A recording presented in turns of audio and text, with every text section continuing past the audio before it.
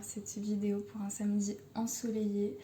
Alors initialement je comptais faire un vlog sur 2 jours, mais étant donné que je sors d'une semaine de partiel et que je suis extrêmement fatiguée et épuisée physiquement et mentalement, je préfère garder mon dimanche pour moi tranquillement.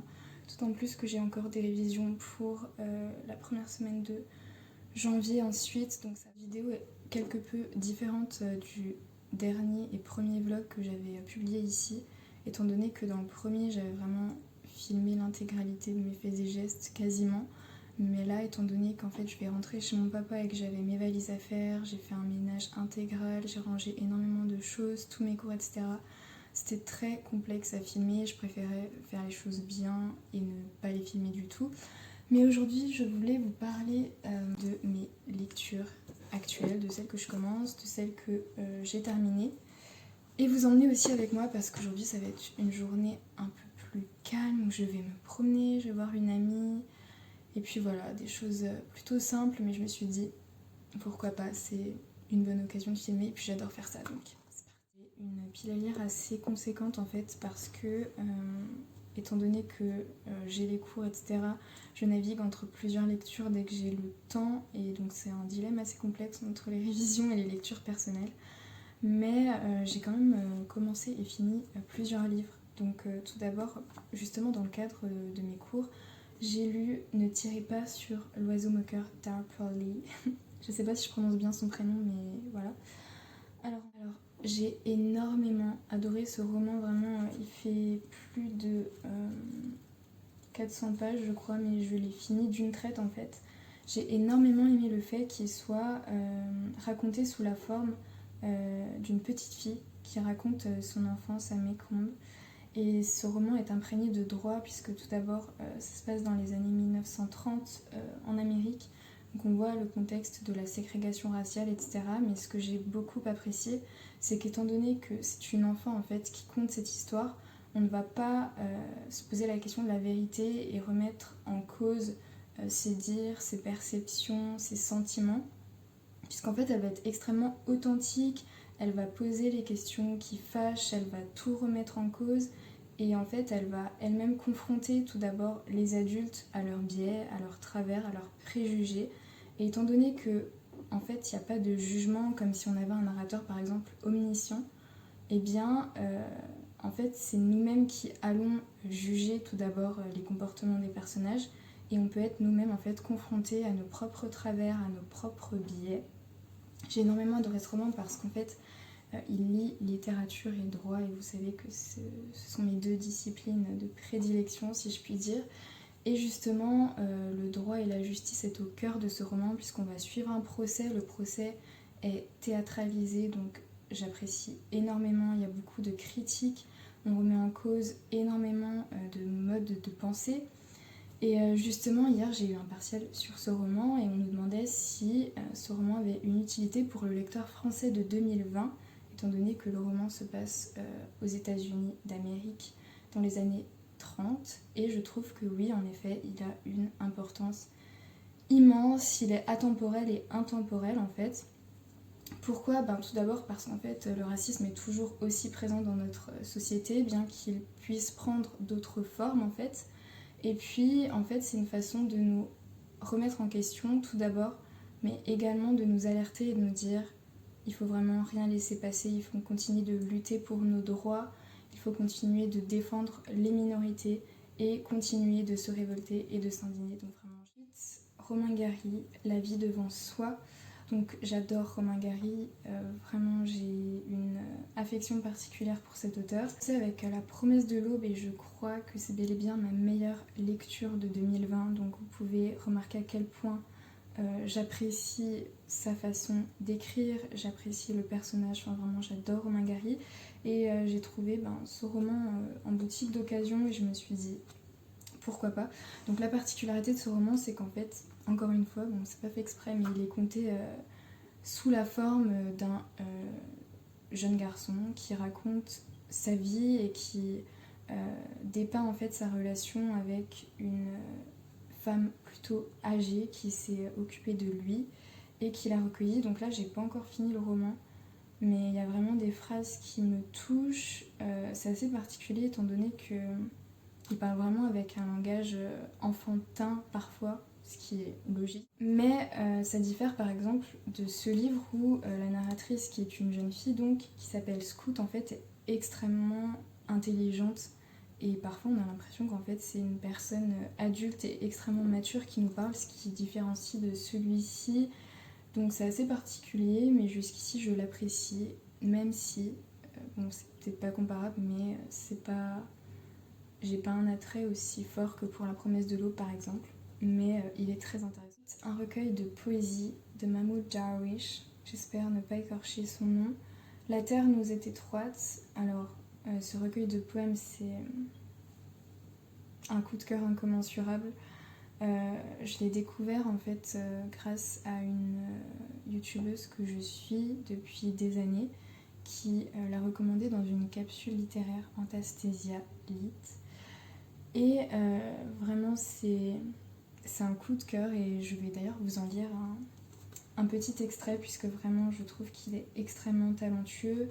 C'est un auteur palestinien et vraiment je suis subjuguée en fait. J'ai vraiment une envie de lire de la littérature étrangère, donc dites-moi quel livre vous êtes en train de lire en ce moment et si vous avez des recommandations de lecture étrangère parce que j'ai vraiment envie d'élargir en fait mon champ de lecture et ma culture et ma connaissance. Et je trouve que la littérature est une manière idéale et idoine en fait de découvrir d'autres manières de penser, d'autres cultures, etc. Donc si vous avez des recommandations, je suis preneuse et je serais ravie de savoir ce que vous lisez en ce moment. Donc je vais vous lire un extrait de ce recueil avec un poème qui s'appelle « Ne pourrais-tu éteindre une lune ?» Ne pourrais-tu éteindre une seule lune pour que je m'endorme? Que je m'endorme un moment sur tes genoux et que se réveillent les mots pour louer les vagues de ce blé qui croît entre les nervures du marbre.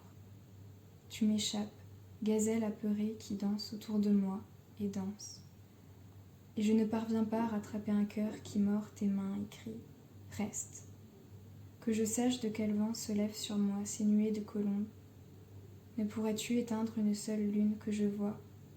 La vanité de la gazelle assyrienne qui poignarde son chasseur d'une lune. Je te cherche mais ne trouve pas le chemin. Je me suis souvenu que je t'avais oublié. Danse donc au firmament des mots. Ensuite, la confusion des sentiments, puisque j'adore cet auteur. J'ai commencé avec Lettres d'une inconnue, qui est l'un de mes livres préférés. Voyage dans le passé également. Et en fait, on m'a prêté ce livre hier soir, donc je n'ai pas encore commencé. On m'a dit que c'était un chef-d'œuvre, beaucoup m'en ont parlé. Donc j'ai très hâte de le lire et étant donné que je lis vite, je pense que je l'aurai fini demain. Alors celui-ci, Tonio Kreuger de Thomas Mann, que je lis dans le cadre du club de lecture de Nabolita en fait. Alors ce roman, en fait je n'avais pas prévu de le lire de base et je suis allée en fait en librairie me promener et c'était le dernier exemplaire qui restait. Et je me suis dit, c'est un signe. Et je pense que là, mon intuition a eu fort raison de me dire de l'acheter, puisqu'en fait, c'est une révélation, c'est un coup de cœur. Donc je sais que je me répète, mais vraiment là, c'est... Vraiment, l'écriture est merveilleuse. Enfin, il y a une poésie, mais tellement singulière, en fait, que je n'ai pas l'impression d'avoir déjà trouvé ailleurs. L'histoire est prenante et puis il y a des réflexions dans lesquelles je me retrouve. Comme vous voyez, je l'ai énormément annoté. J'en ai d'ailleurs partagé beaucoup d'extraits sur mon compte Instagram et je vois qu'il a beaucoup plu. Donc si vous êtes intéressé par ces auteurs qui ont une écriture incomparable, inégalable, avec beaucoup de poésie, beaucoup de réflexion, allez-y parce que vraiment il faut le lire. Je n'ai pas envie de vous spoiler, je n'ai pas encore terminé, mais je n'ai qu'une hâte, c'est de le terminer. Je pense le finir ce soir d'ailleurs. Mais vraiment merci à Nabolita d'avoir conseillé ce livre dans le cadre du club parce que c'est une révélation. Alors ensuite, comme vous devez le savoir, désormais je suis une passionnée d'écriture Et je voulais justement vous présenter mes divers carnets d'écriture, donc j'en ai encore en réserve, hein. Mais vous présenter en fait mon processus d'écriture vraiment en surface en fait, parce que ce serait extrêmement long. Mais vous présenter donc les différents carnets, ce que j'y mets dedans, etc. Parce que je trouve que c'est tout de même intéressant. Celui-ci, c'est un journal intime en fait. Un journal intime dans le sens où je vais vraiment raconter mes journées, apposer mes émotions sur le papier, mes ressentis, pour ne rien oublier, mais également de façon totalement exutoire, donc il n'y a vraiment pas en fait de règles, c'est-à-dire que j'écris de façon totalement libre. Donc bon bah voilà, je vais pas non plus tout vous montrer, mais c'est vraiment un refuge en tout cas quand j'en ai besoin et également quand je suis heureuse, hein, pour ne rien oublier. Donc ici avec le visage de Paul Éluard, c'est un carnet où en fait je vais écrire des textes qui me viennent comme ça, sans a priori si je puis dire, sans recherche d'un style ou d'une perfection.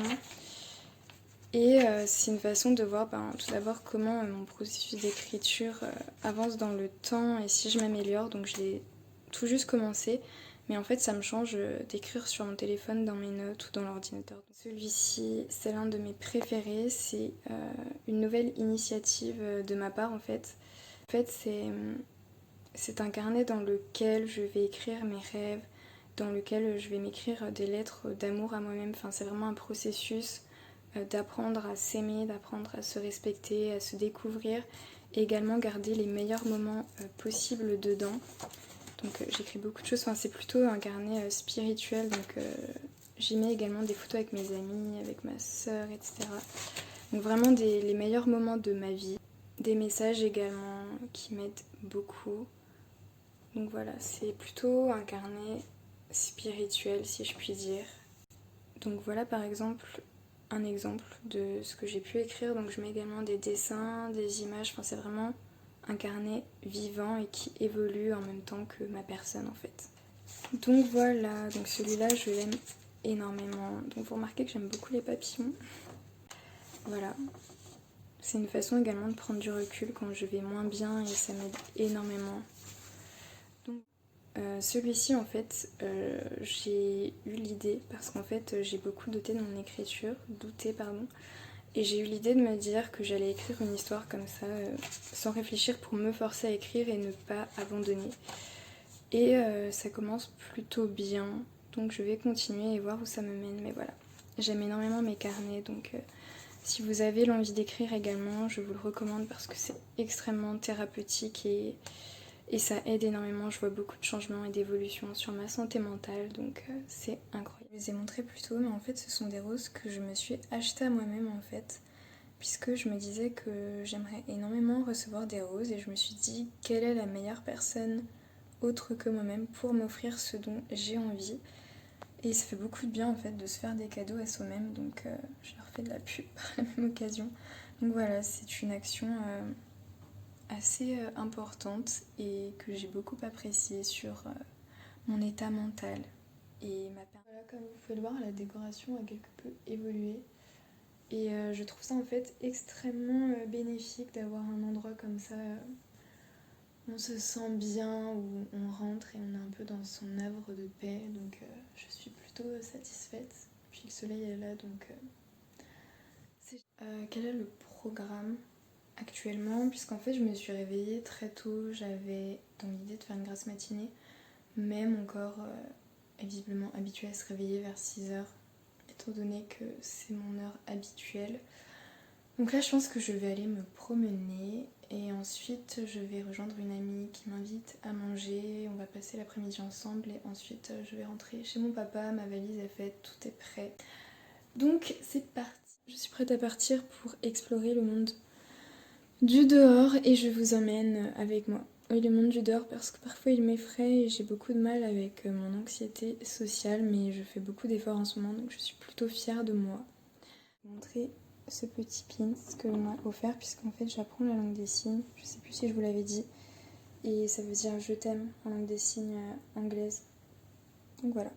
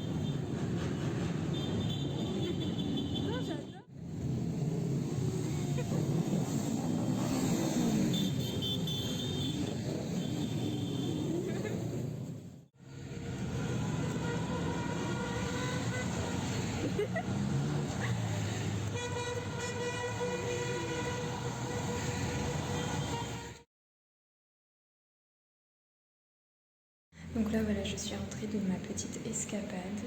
Je vais aller lire un peu, mon papa va arriver et je vais rentrer chez mon papa. Donc voilà. Alors vraiment c'est une journée qui fait du bien, où je fais des choses qui me font du bien. J'ai adoré cette sortie, j'ai adoré voir mon amie, c'était vraiment génial. Merci à elle de me procurer tant de bonheur et merci à moi aussi de m'autoriser ce droit d'être heureuse et ce droit de faire ce dont j'ai envie. Mais voilà, c'était vraiment super bien en plus avec le défilé des motards. Franchement c'était génial, en fait ils font ça tous les ans et normalement en fait ils distribuent également des roses et en fait ils redistribuent l'argent aux hôpitaux qui sont dans le besoin, donc je trouve ça vraiment génial et c'était super. Donc là je vais un peu lire, attendre mon papa. Je vais reprendre l'ouvrage de Thomas Mann et en fait ce qui serait cool également c'est que je fasse le montage de cette vidéo que vous regardez en rentrant justement durant le trajet puisque j'ai 2 heures de trajet, donc tout va bien. Donc voilà, j'espère que vous passez une très bonne journée ou une très bonne soirée également. Et puis je vous envoie toutes mes bonnes ondes et je vous laisse avec la suite de la vidéo.